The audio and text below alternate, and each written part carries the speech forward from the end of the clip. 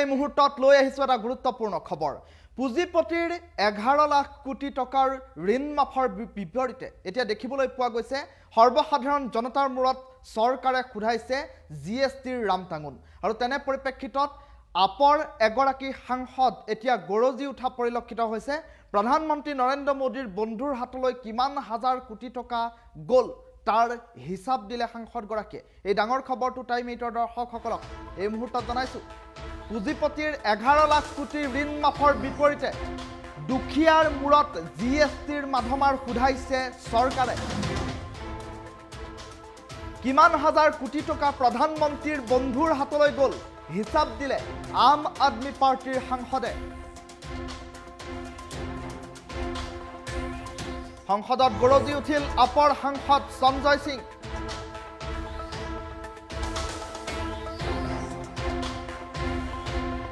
দেশৰ নিবনুৱাই কয় চাকৰি দিয়ক, দেশৰ নিবনুৱাক চাকৰিৰ প্ৰয়োজন হৈছে, কিন্তু চৰকাৰে কয় টকা নাই, অগ্নিপথৰ জৰিয়তে 4 বছৰ চাকৰি কৰক। এই মন্তব্য সংসদৰ মজিয়াত সাংসদ সঞ্জয় সিঙে উল্লেখ কৰিছে। সেনা বাহিনীক চৰকাৰে কয় তোমালোকৰ বাজেটৰ পৰা 63,000 কোটি টকা কৰ্তন কৰিম। এই কথা চৰকাৰে সেনা বাহিনীক কয় বুলি এক প্ৰকাৰ সংসদৰ মজিয়াত গৰজি উঠিছে সঞ্জয় সিং নামৰ আপৰ সাংসদগৰাকী। দেশৰ আই মাতৃয়ে ৰন্ধন গেছৰ কথা কওঁতে টকা নাই বুলি কয় বিজেপি চৰকাৰে। দেশৰ শিক্ষাখণ্ডৰ বাজেট বঢ়াবলৈ ক'লে চৰকাৰে কয় 2% আমি বঢ়াব নোৱাৰোঁ। এই কথা সংসদৰ মজিয়াত সাংসদ সঞ্জয় সিঙে উল্লেখ কৰিছে। কিন্তু এই টকা কলৈ গৈছে বুলি এক প্ৰকাৰ প্ৰশ্ন উত্থাপন কৰি হিচাপ দিলে আপৰ সাংসদগৰাকী। নীৰৱ মোদীৰ হাতলৈ 20,000 কোটি টকা গৈছে, এই কথাও সংসদৰ মজিয়াত সুস্পষ্টকৈ উল্লেখ কৰিলে আপৰ সাংসদ সঞ্জয় সিঙে। 10,000 কোটি টকা গৈছে বিজয় মালিয়াৰ হাতলৈ, এই কথাৰো হিচাপ দিয়া পৰিলক্ষিত হ'ল। ললিত মোদীৰ হাতলৈ গৈছে 3,000 কোটি টকা। পুঁজিপতিৰ হাতলৈ কিমান টকা গৈছে সেই সন্দৰ্ভত বিস্তৃত তথ্য দাঙি ধৰি সংসদৰ মজিয়াত গৰজি উঠিল সাংসদ সঞ্জয় সিং। 6,000 কোটি টকা নীতিন সন্দেশ ৰাওৰ হাতলৈ গৈছে বুলিও বিস্ফোৰক অভিযোগ উত্থাপন কৰিছে। পুঁজিপতিৰ 11 লাখ কোটি টকা মাফ কৰিছে মোদী চৰকাৰে, কিন্তু তাৰ পৰিৱৰ্তে সৰ্বসাধাৰণ জনতাক দিছে জিএছটিৰ মাধমাৰ। বন্ধুবৰ্গক সদায় ধনী কৰাত ব্যস্ত হৈ থাকে দেশৰ প্ৰধানমন্ত্ৰী নৰেন্দ্ৰ মোদী। এই কথা সংসদৰ মজিয়াত সদনৰ মজিয়াত সাংসদ সঞ্জয় সিঙে বিস্ফোৰকভাৱে উত্থাপন কৰা পৰিলক্ষিত হ'ল। বন্ধুৰ ঋণ মাফ কৰি দুখীয়াৰ ৰেচন, শিশুৰ গাখীৰ, পেঞ্চিলত জিএছটি লগাইছে মোদী চৰকাৰে। পুঁজিপতিৰ 11 লাখ কোটি ঋণ মাফৰ বিপৰীতে দুখীয়াৰ মূৰত জিএছটিৰ মাধমাৰ সোধাইছে কেন্দ্ৰীয় চৰকাৰে। সংসদত গৰজি উঠিল আপৰ সাংসদ সঞ্জয় সিং।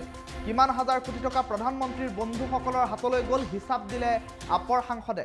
আৰু বন্ধুৰ ঋণ মাফ কৰিবৰ বাবে বিভিন্ন সময়ত তৎপৰ হৈ থাকে দেশৰ প্ৰধানমন্ত্ৰীগৰাকী, এই কথাও উল্লেখ কৰি এক প্ৰকাৰ সদনৰ মজিয়াত গৰজি উঠিল সাংসদ সঞ্জয় সিং।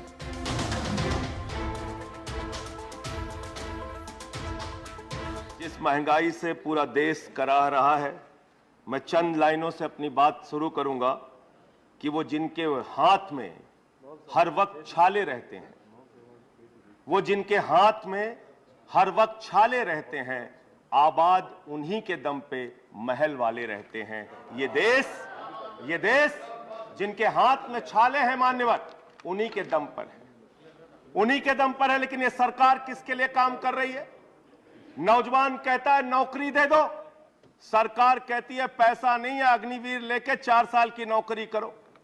भारत की सेना कहती है पैसा दे दो, सरकार कहती है तुम्हारे बजट का 63,000 करोड़ रुपए कम करेंगे।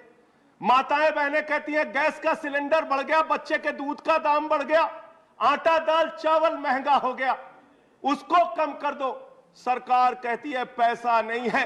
किसान कहता है फसल का दाम दे दो, फसल का दाम दे दो, सरकार कहती है पैसा नहीं है।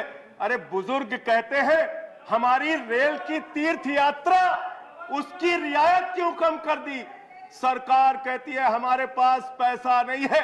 देश के लोग कहते हैं शिक्षा का बजट तो बढ़ा दो, सरकार कहती है 2% से ज्यादा बजट नहीं है। अरे स्वास्थ्य का बजट तो ठीक कर दो, मोदी जी सरकार कहती है पैसा नहीं है। मान्यवर ये पैसा गया कहां, किसके पास गया ये पैसा? अरे ये पैसा गया नरेंद्र मोदी जी के मित्रों के पास गया, मित्रों के पास गया। मैं आपको बताता हूं मान्यवर कहां कहां गया।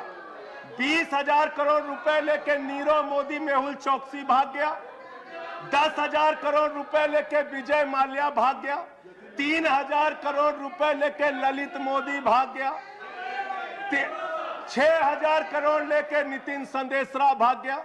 और ये मेरी जानकारी नहीं है, ये मेरी जानकारी नहीं मान्यवर, इस सरकार ने बताया पूंजीपतियों का 11 लाख करोड़ रुपए माफ किया। 11 लाख करोड़ रुपए आप जीरो लगाते लगाते थक जाएंगे मान्यवर, इतना पैसा इन्होंने पूंजीपतियों को माफ किया। और इस सरकार को एक सनक है, इस सरकार को एक सनक है, मोदी सरकार को एक सनक है, उसको ये सनक है हमको अपने मित्र को अमीर बनाना है, हमको अपने मित्र को अमीर बनाना है, हमको अपने मित्र को दुनिया का सबसे बड़ा अमीर बनाना है। और मालूम है मान्यवर उसको कितना कर्जा दिया इस सरकार ने? 2.5 लाख करोड़ रुपए, 2.5 लाख करोड़ रुपए मान्यवर, 2.5 लाख करोड़ रुपए। जीरो लगाते लगाते थक जाएंगे। एक इंसान को 2.5 लाख करोड़ रुपए और बच्चे के दूध पे टैक्स लगाते हो, आटा दाल चावल पे टैक्स लगाते हो, हिंदुस्तान के गरीब आदमी का खून चूसने का काम करते हो। सरकार किसके लिए चल रही मान्यवर? यह सरकार किसके लिए चल रही है? इसको ध्यान से हमें सोचना पड़ेगा। जब हम इसी सदन में किसान के काले कानून का विरोध कर रहे थे, हमें सस्पेंड करके बाहर कर दिया गया। 1 साल के बाद यह सरकार कहती है अब हमें होश आ गया, हमारी तपस्या में कमी रह गई, हम काला कानून वापस ले रहे हैं। क्यों भाई? 1 साल पहले कानून वापस ले लेते तो 750 किसानों को शहीद नहीं होना पड़ता। आज एक छोटी सी बच्ची, 6 साल की बच्ची ने प्रधानमंत्री को चिट्ठी लिखा है मान्यवर। उसने लिखा है मम्मी से जब पेंसिल मांगती हूं तो मम्मी मुझे मारती है, मम्मी जब पेंसिल मांगती हूं तो मम्मी मुझे मारती है। वो कीर्ति दुबे पूछ रही है मान्यवर मोदी जी कहां है, मोदी जी कहां है? मैं उस कीर्ति दुबे को बताना चाहता हूं मोदी जी की पूरी सरकार झारखंड में विधायकों की मंडी में व्यस्त है, विधायकों की मंडी में व्यस्त है, विधायक के खरीदने में लगे मान्यवर, विधायक खरीदने में लगे।